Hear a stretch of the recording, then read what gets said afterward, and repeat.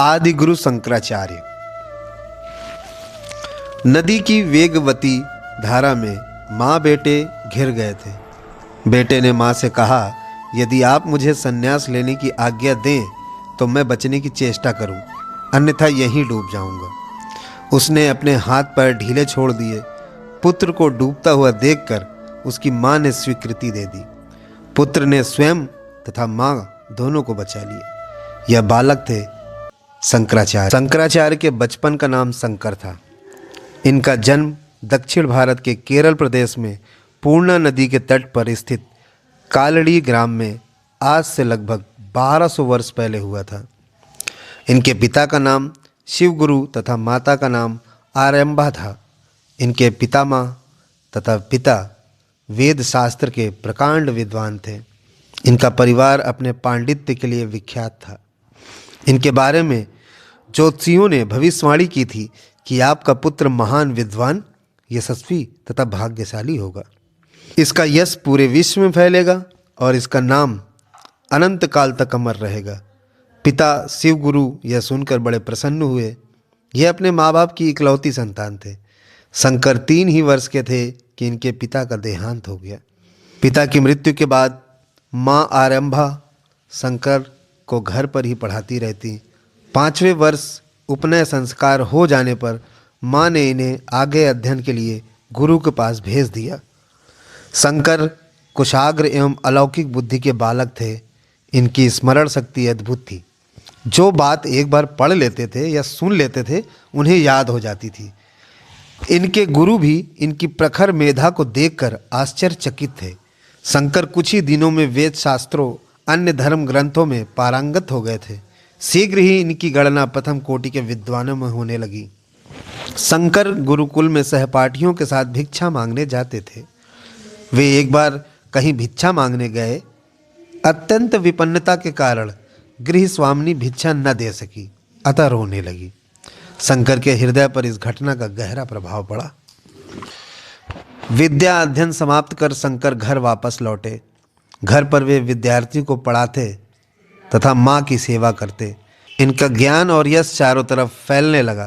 केरल के राजा ने इन्हें अपने दरबार का राजपुरोहित बनाना चाहा, किंतु इन्होंने बड़ी विनम्रता से अस्वीकार कर दिया।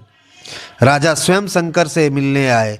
उन्होंने 1000 अशर्फियाँ इन्हें भेंट की और इन्हें 3 स्वरचित नाटक दिखाए। शंकर ने नाटकों की प्रशंसा की, किंतु अशर्फियाँ लेने से अस्वीकार कर दिया। शंकर के त्याग और गुण ग्रहिता के कारण राजा इनके भक्त बन गए। अपनी माँ से अनुमति लेकर शंकर ने संन्यास ग्रहण कर लिया। माँ ने अनुमति देते समय शंकर से वचन लिया कि वे उनका अंतिम संस्कार अपने हाथों से करेंगे।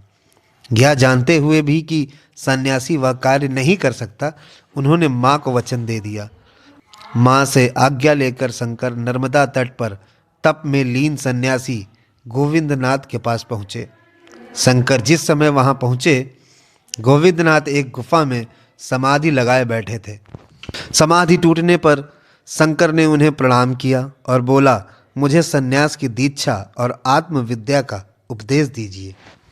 गोविंदनाथ ने इनका परिचय पूछा तथा इनकी बातचीत से बड़े प्रभावित हुए। उन्होंने सन्यास की दीक्षा दी और इनका नाम शंकराचार्य रखा। वहाँ कुछ दिन अध्ययन करने के बाद वे गुरु की अनुमति लेकर सत्य की खोज के लिए निकल पड़े। गुरु ने इन्हें पहले काशी जाने का सुझाव दिया। शंकराचार्य काशी में एक दिन गंगा स्नान के लिए जा रहे थे।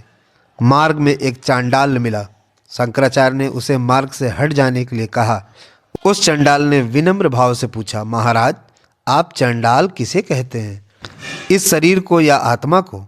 यदि शरीर को तो वह नश्वर है, और जैसे अन्न जल का आपका शरीर, वैसे ही मेरा भी। यदि शरीर के भीतर की आत्मा को कह रहे हैं तो वह सबकी एक है, क्योंकि ब्रह्म एक है। शंकराचार्य को उसकी बातों से सत्य का ज्ञान हुआ और उन्होंने उसे धन्यवाद दिया। काशी में शंकराचार्य का वहाँ के प्रकांड विद्वान मंडन मिश्र से शास्त्रार्थ हुआ। यह शास्त्रार्थ कई दिनों तक चलता रहा।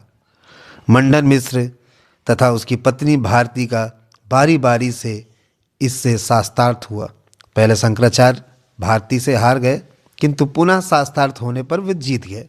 मंडन मिश्र तथा उनकी पत्नी शंकराचार्य के शिष्य बन गए।